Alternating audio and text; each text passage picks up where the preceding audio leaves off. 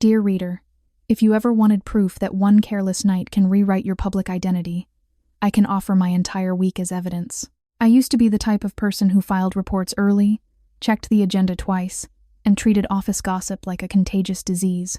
Then I got promoted, attended a celebration I didn't even want, accepted one drink too many from coworkers who meant well, and stumbled into the kind of online immortality that makes you consider changing your name and moving to a different continent.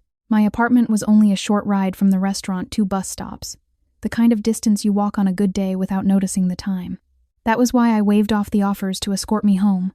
I was proud of my independence, foolishly confident in my ability to navigate sidewalks while the room spun like a carousel. The air outside felt cold and sharp, and I remember thinking that cold air is honest. It doesn't flatter you, it just shows you how unsteady you are. At the bus shelter, half hidden behind an advertisement board the size of a small house, I saw the face that had been wallpapering my phone for years. Arden Cade, actor, brand ambassador, the kind of man who looked like he had been sketched by someone who believed beauty could be engineered. The billboard showed him smiling into the night as if he were personally pleased I existed. I blinked, and my drunken brain interpreted that smile as permission. I walked closer. Then, in the exact way you watch a disaster unfold in slow motion, I lunged. I do not remember the moment my arms wrapped around the glass. I do not remember my cheek pressed against the printed curve of a jawline. I do not remember the exact words I shouted. I remember instead, the morning after, my phone vibrating like it was trying to crawl off the bedside table, the sunlight stabbing my eyes, and the sickening realization that the internet keeps receipts. Someone had filmed me clinging to the advertisement with the devotion of a sea barnacle, calling the poster husband, begging strangers to help me. Opened the glass because I was worried he might suffocate inside. Comments poured in with the speed of a flood. Some people laughed kindly, the way you laugh at a toddler who insists the moon is theirs. Some people laughed cruelly. Some people diagnosed me with fake alcohol. Some people wrote, with the airy confidence of strangers, that all fans are a little unhinged, and I was merely honest about it. I stared at the screen until the letters blurred, then set the phone down and tried to will myself into invisibility. Invisibility was impossible, because I had a new job title. I was a freshly promoted department head, which meant skipping work would look like arrogance, and arriving at work would look like a confession. I chose the less humiliating option, washed my face as if scrubbing could erase evidence, applied makeup like armor, and walked into the office with the expression of someone who had never embraced a billboard in her life. The office reacted the way offices do, with barely contained glee. My coworkers turned toward me like sunflowers toward light, eyes bright with curiosity and delighted malice. Someone called, "So our husbands are the same man, huh?" Another teased that they never expected a serious manager to be a fangirl. A third said Arden was coming to our city next week to promote his new film, and the conversation mutated into a loud, collective appreciation of cheekbones and box office numbers. I exhaled in relief when the topic drifted away from me, but the relief lasted exactly 2 minutes. My assistant sprinted over with her phone held out like a trophy and squeaked. He replied. Under the video, fans had tagged Arden's verified account until the platform itself looked exhausted, and there it was, a short message from the man on the billboard. "Hello, my never-met wife?" The office exploded. People screamed. Someone nearly dropped a stapler. I stood very still, because my body didn't know whether to faint or combust. Before I could decide, the glass door to the executive corridor swung open and my boss, Mira Thorne, walked in with the calm authority of a person who can fire you without raising her voice. She set a stack of documents down with a deliberate thud and said, "Niece-in-law, meeting in my office in 30 minutes.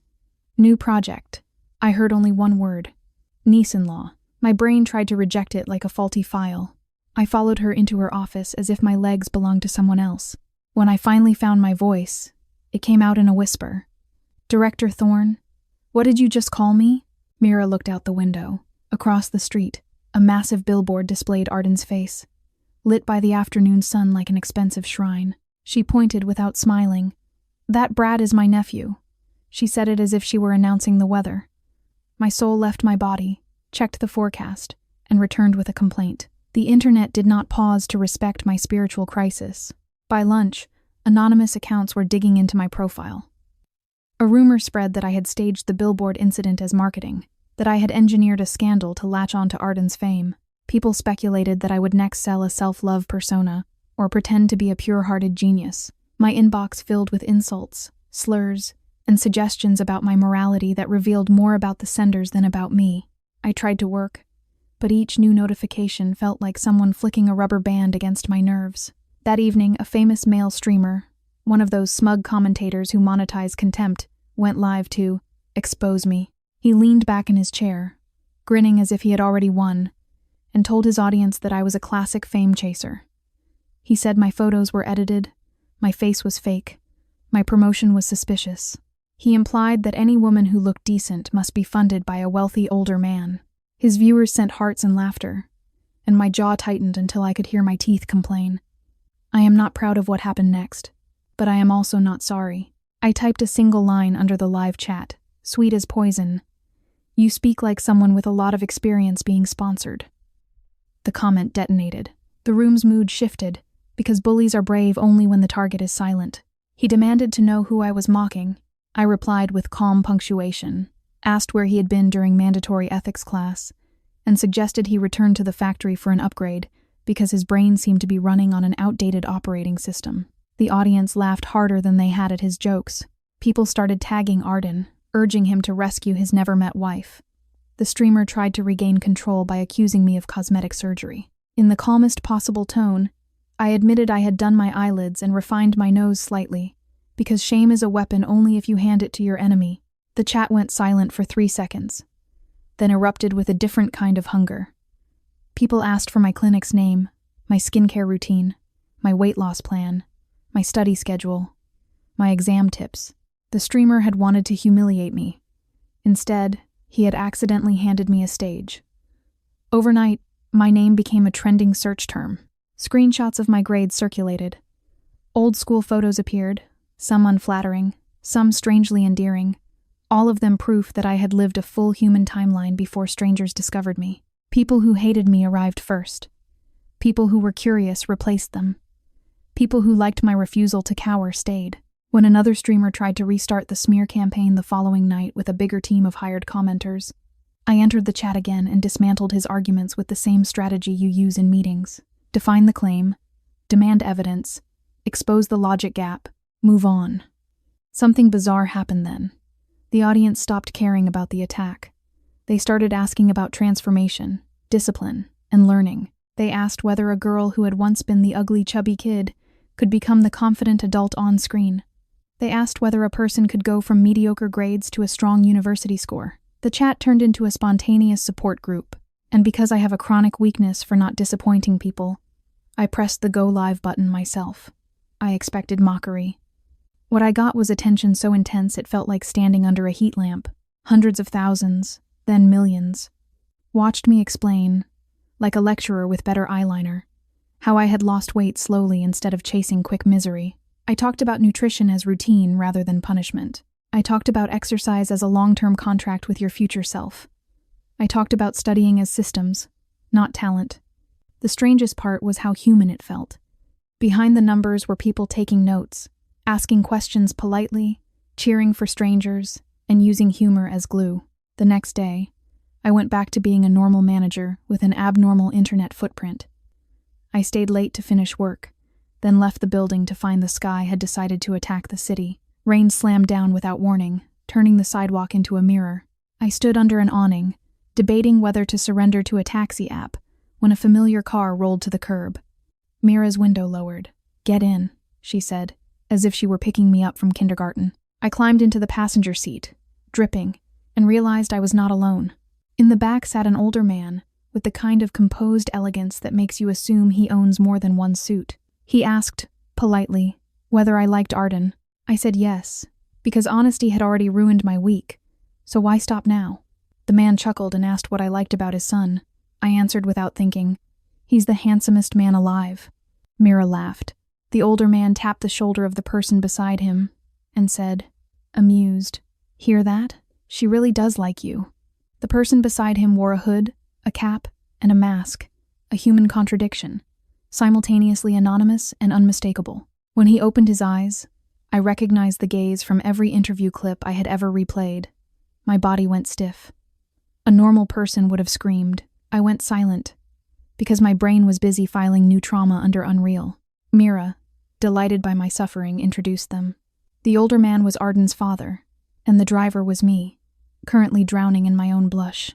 We arrived at a restaurant that did not advertise its name loudly, the kind of place rich families use when they want privacy. Mira said she and Arden's father had business to discuss and instructed Arden and me to go upstairs first. I obeyed like a hypnotized penguin. The elevator ride was an exercise in controlled breathing. Arden leaned against the wall as if silence was his natural habitat.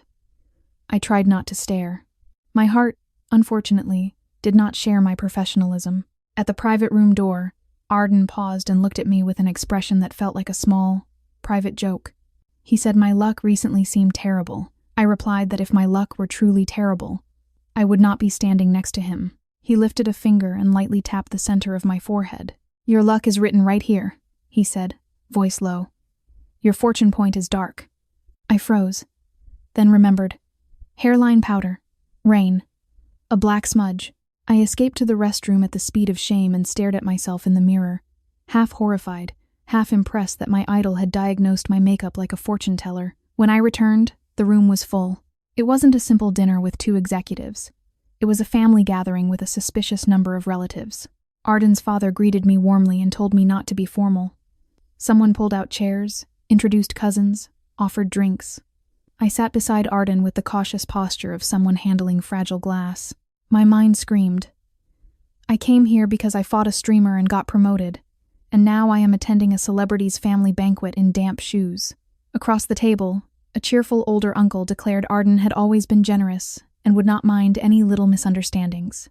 A young woman beside me muttered that generosity had nothing to do with it and the adults were just shameless. She leaned in and whispered the real issue. A small boy from the uncle's branch of the family had sneaked into Arden's room earlier and destroyed a prized model collection. The uncle wanted to smooth it over. Arden, apparently, had said nothing, which meant the adults were celebrating their own survival. I went to the restroom again, because my body had decided that bathrooms were my refuge. On my way back, the boy ambushed me with a toy gun and sprayed sticky soda on my white dress, then accused me of talking about him. The soda smelled like cheap caramel and chaos. I looked at the child's triumphant face and understood. He was not evil, just untrained. The kind of kid raised by adults who treat discipline like an insult. I smiled with exaggerated sincerity and told him he was incredibly artistic. I complimented his color composition on my dress and suggested he had the soul of a painter. His suspicion warred with his pride. Pride won. His mother, however, did not share his pride when she saw my stained dress. She sneered that it was just a dress, and implied I was the kind of woman who earns money by having a pretty face. I pulled up my purchase history on my phone and asked, brightly, whether she preferred to pay by cash transfer or card. The number, modest but non-trivial, turned her face red. She hissed about price inflation. I leaned closer and told her I had mistaken her for a wealthy woman because of her luxurious vibe, then expressed, with innocent disappointment, that her language did not match her aura. She paid me to end the conversation. Minutes later, screaming erupted outside the private room. The uncle rushed out first, pale. Relatives followed like birds reacting to a sudden shadow. I stayed seated long enough to wipe my mouth, because if the world insisted on becoming farce, I refused to provide frantic background music. The young woman beside me, Mira's daughter, Leora, returned with glittering eyes and whispered the boy had sprayed soda on an expensive hand-embroidered landscape hanging in the hotel lobby, then spat at staff, then grabbed a decorative jade ornament and hit a passerby. The words sounded impossible until I remembered the toy gun and realized escalation is a child's favorite sport. The hotel manager arrived with a polite smile that trembled at the edges and began discussing compensation. The tapestry alone was valued in the millions. The jade piece was also expensive. The injured guest demanded a public apology. The boy's mother exploded, calling the tapestry a rag and accusing the guest of bullying her child. Then the boy, in a final act of genius disaster, pointed at me and claimed I had told him to do it. The mother lunged toward me like a missile. Arden stood up so fast the chair scraped the floor, stepped between us, and held out an arm like a barrier. His voice was calm, but the calm carried steel. I peeked around Arden's shoulder and said I had only praised the child's art talent, that the hallway had cameras, and that false accusation could become defamation if she insisted. Arden's father then did something unexpectedly kind. He told Arden to escort me out, apologized that dinner had become chaos, and added, under his breath so only I could hear, that I had done well, It was the strangest compliment I had ever received, delivered like a secret handshake. Outside, Arden offered me his hoodie to cover the stained dress and told me not to stir the fire further. I tried to hand the hoodie back because it was cold, and he had no business shivering for my dignity. Inside the room, the mother's shrieks turned into physical smacks, and the boys' cries escalated. Arden and I looked at each other with the mutual understanding of people who have just watched parenting fail in real time. He said, almost amused, that I had an impressive talent for immediate revenge. I told him it wasn't about the dress, it was about the destroyed models, because I had seen his collection online years ago and knew how rare some pieces were. His eyebrows lifted. He asked whether I had liked him for a long time. I answered yes, and the quiet between us grew oddly warm. He drove me home later, but he couldn't leave immediately because fans had gathered around his parked car, taking photos and laughing, unaware of the person trapped above them like a ghost. He waited on my couch, cap low, mask on, pretending patience was easy. I offered him noodles. He asked why I had bought only one portion the night before. I stared at him and realized he remembered. I made him egg noodles anyway because my love language is feeding people until they stop being strangers.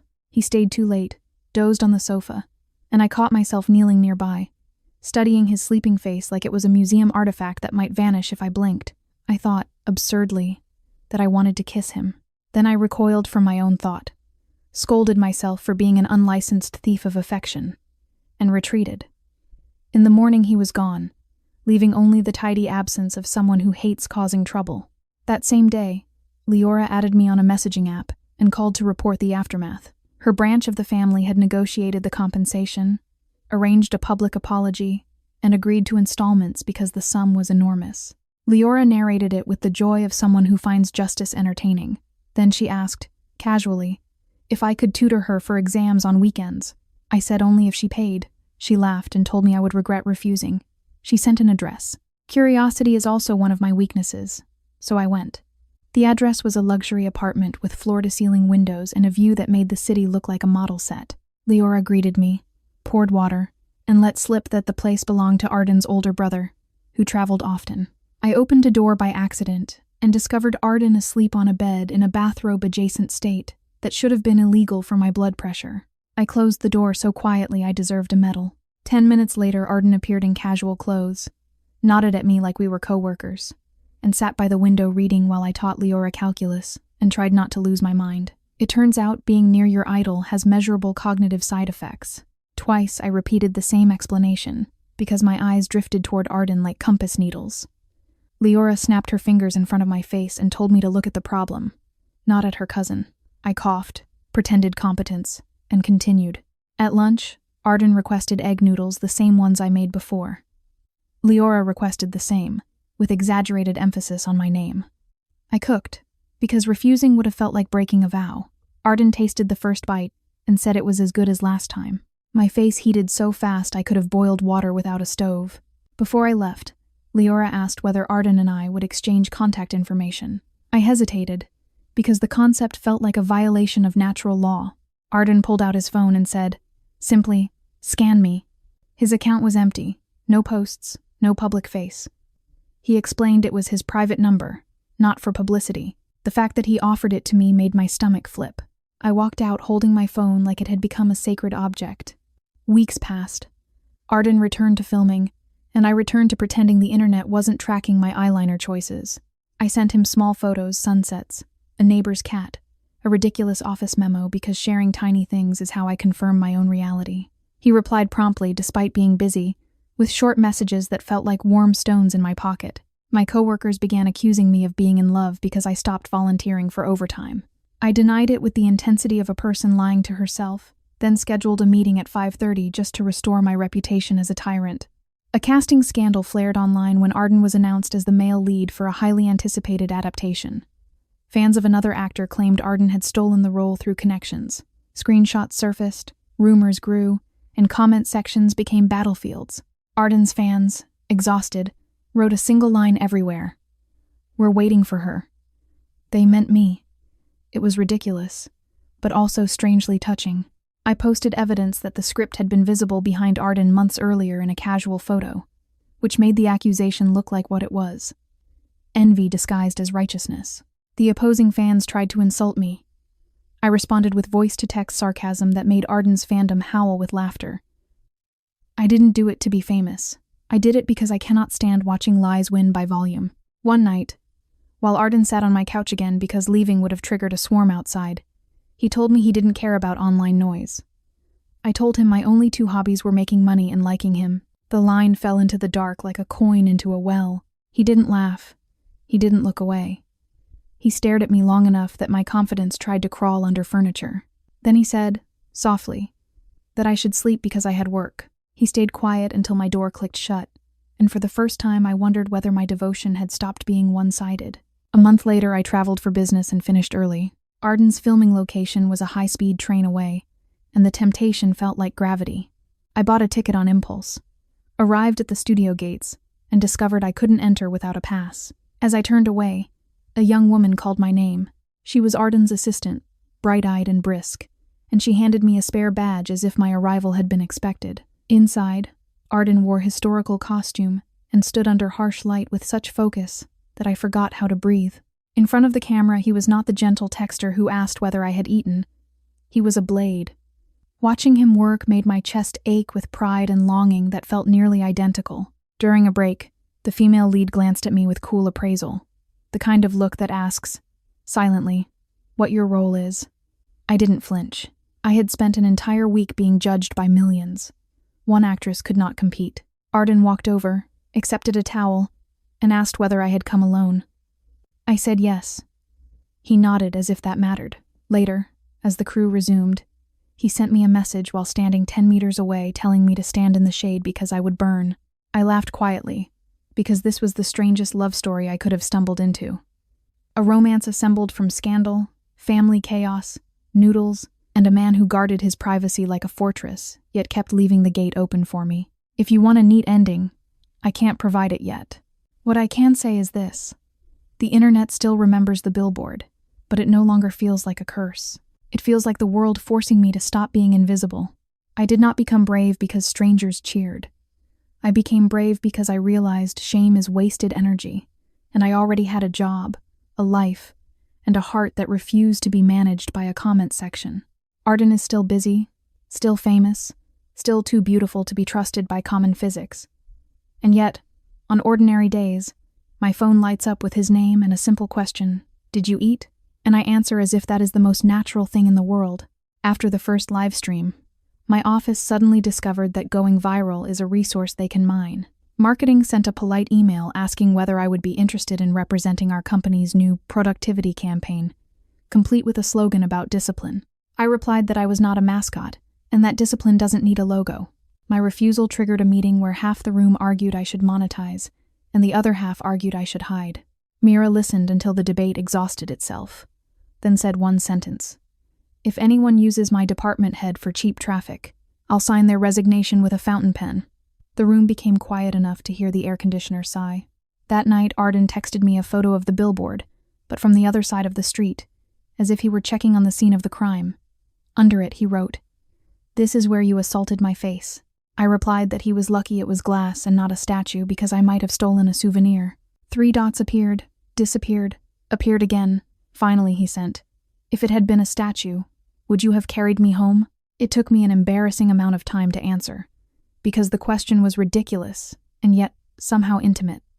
I typed, "Only if the statue came with installation instructions." He reacted with a laughing emoji, and for the first time the screen felt less like a wall and more like a doorway. My mother called after seeing the clips. She is the kind of woman who considers public attention a contagious fever. She asked whether I had joined a cult, whether I had lost my job, whether the handsome man in the video was real. I told her I was fine and that the handsome man was indeed real, unfortunately for my nervous system. She said, with deep suspicion, that handsome men are rarely harmless. I joked that I wasn't dating him. I was merely being hunted by algorithms. She didn't laugh. She told me to keep my savings separate, never sign anything without reading it, and to remember that embarrassment fades but debt does not. Motherly love, it turns out, is practical terror in a warm coat. In the following weeks, the online crowd tried to turn me into a moral lesson. Some strangers insisted I was an example of how women should be confident. Others insisted I was an example of what happens when women get greedy. Both sides felt entitled to use my life as evidence in the arguments they had been waiting to make. I responded by posting a short guide on how to document harassment. Screenshots, timestamps, platform reports, and, if necessary, a lawyer's email. The post went less viral than the jokes, but the private messages I received afterward, quiet thank yous from women who had been cornered in comment sections, made me feel like I had reclaimed a piece of my dignity for more than just myself. Leora's tutoring sessions became a weekly ritual. She would complain loudly about derivatives, pretend she hated studying, then solve problems with an angry brilliance that made me proud. Arden almost never interrupted, but he listened. Once, after Leora stormed into her room, Arden asked me why I praised her even when she was rude. I said teenagers are hurricanes. If you only shout at the wind, you never build a shelter. He considered that, then asked, softly, whether someone had built a shelter for me when I was a teenager. I told him the truth. I built it myself, board by board, because no one else had time.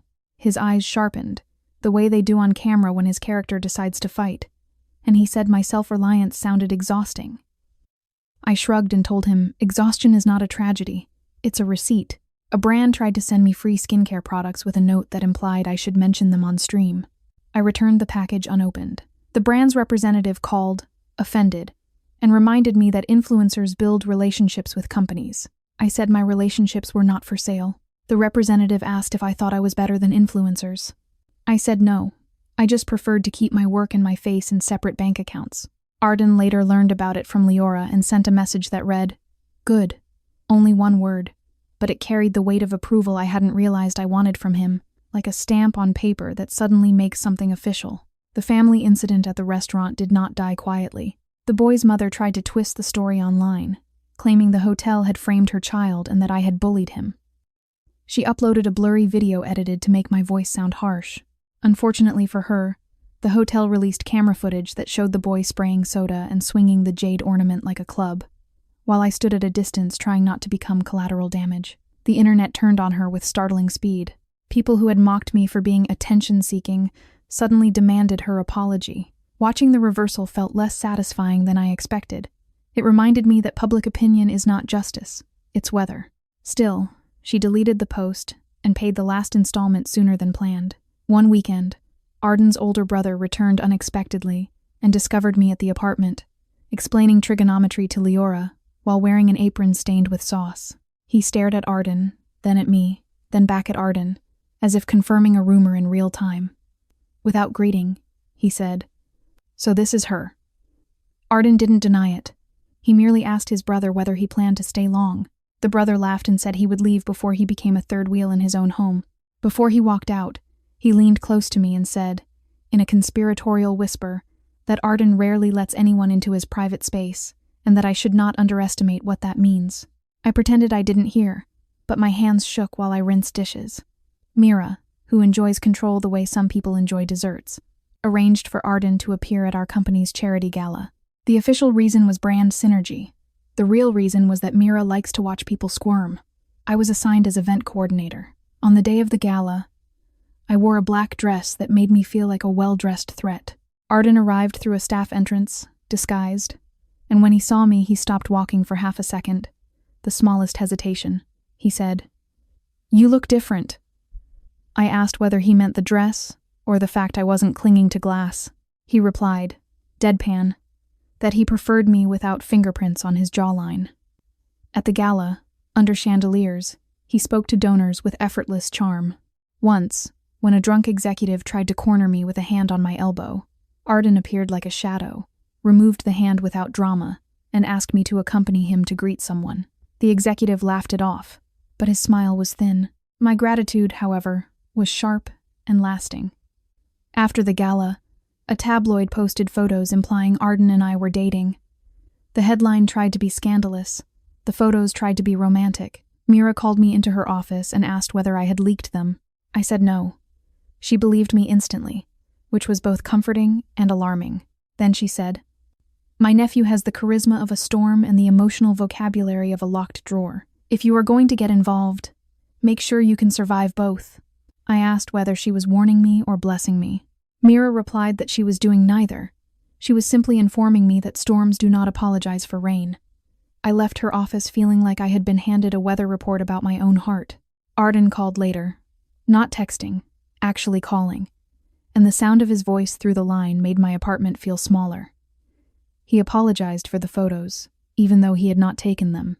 I told him apologies are only necessary when you have done something wrong, and if we start apologizing for existing, we will never stop. He was quiet for a moment, then asked whether the attention bothered me. I answered honestly. It didn't bother me as much as it used to, but it still made me angry when strangers treated me like a prop. He said, in a tone that made my ears heat, that I was not a prop to him. The sentence landed like a soft weight on my chest, heavy enough to be real. On another live stream, someone asked why I defended Arden in arguments when I could ignore the noise. I said because fame is not armor, it's exposure, and even beautiful people bleed when the crowd throws stones long enough. The comment section shifted into rare seriousness. People shared stories about being targeted at school, at work, at home.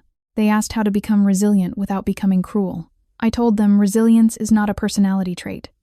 It's a set of habits. Sleep, boundaries, movement, honest friends, and the willingness to leave spaces that demand you shrink.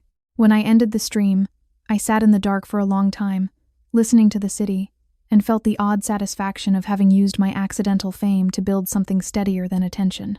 The final surprise came when Arden invited me to a quiet rooftop above the studio. Late at night, after filming, there were no fans, no cameras, only the hum of distant traffic and the smell of metal warmed by daylight. He handed me a paper cup of tea and asked whether I ever regretted hugging the billboard. I expected a joke. Instead, his eyes were serious, reflecting the city lights like coins. I said I regretted the hangover, the panic, the harassment, and the way my name became a public sport, but I did not regret the moment that forced me to stop hiding. Arden nodded and said he didn't regret replying to the video, even though his team had scolded him for it, because he had been tired of living like a character who never gets to be spontaneous. Then he asked me, carefully, whether I would still like him if he were not famous.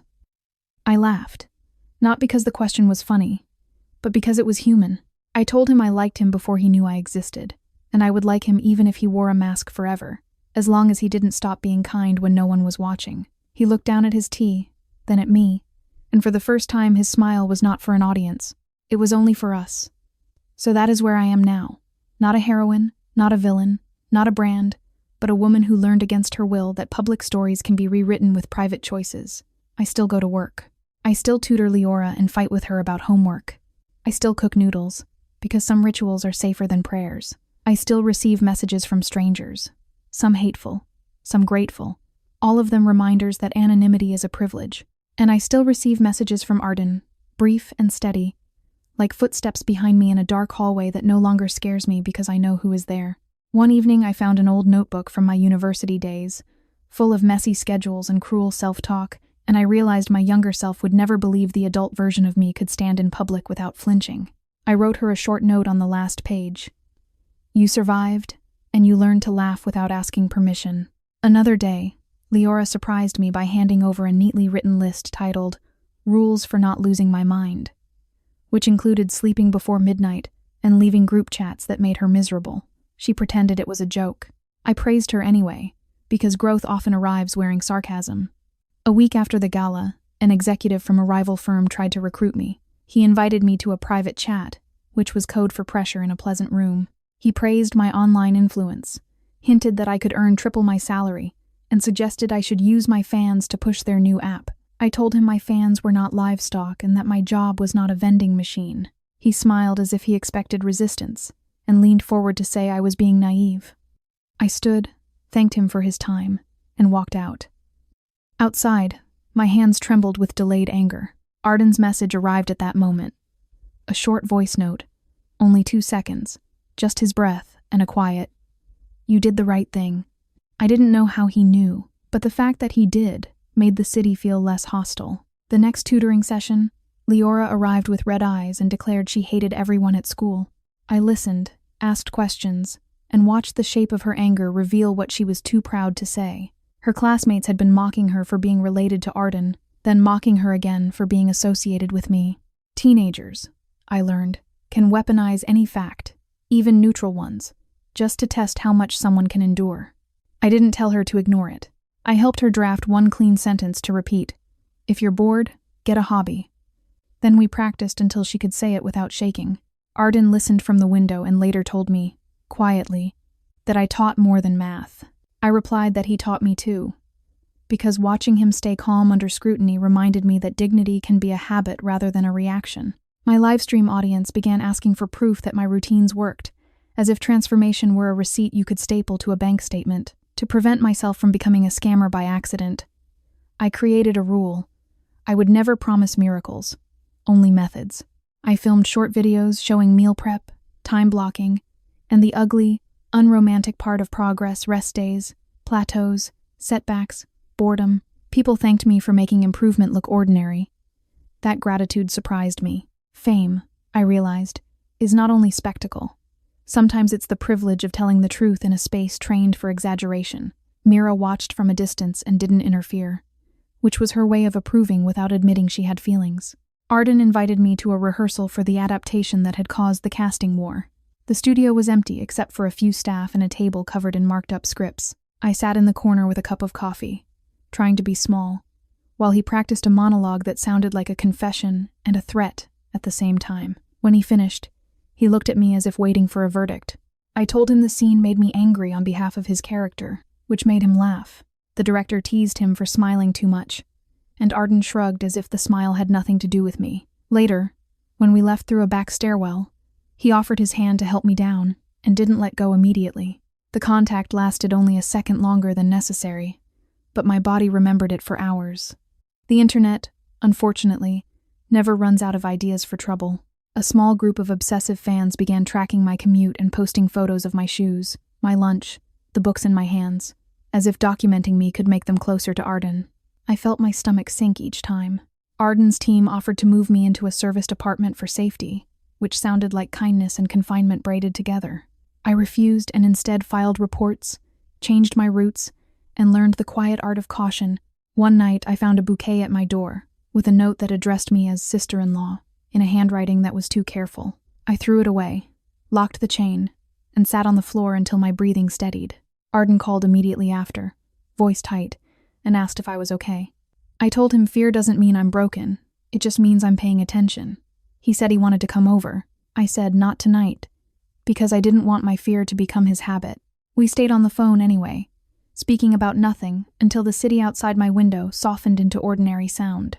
When Leora received her exam results, she burst into tears before she even looked at the paper. I sat her down, made her drink water, and asked her what she was afraid of. She said she was afraid of failing and proving everyone right. I told her the only people who deserve proof are the ones who have earned your trust, and random classmates have not. Then I made her open the envelope. She had passed comfortably. The relief on her face was so pure it startled me. Arden arrived later, already informed by Mira, and bought a cake shaped like a calculator, which was both sweet and deeply unhinged. Leora laughed until she hiccuped. In that moment, the world felt strangely simple. A girl learning, a boy trying, an aunt pretending she wasn't proud, and me standing in the middle, no longer invisible, no longer alone. I thought that would be the end of the chaos for a while, but life likes surprises. My ex-boyfriend from years ago resurfaced after seeing my streams and sent a long message about missing the old me. The old me apparently was quieter and easier to ignore. He asked to meet for coffee, to catch up, as if we were not strangers now. I deleted the message and didn't respond.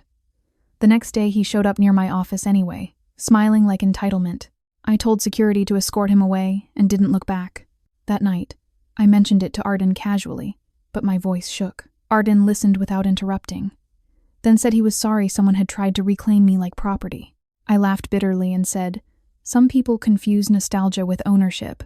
Arden replied that I belonged only to myself. The sentence was not romantic, but it was intimate in a deeper way.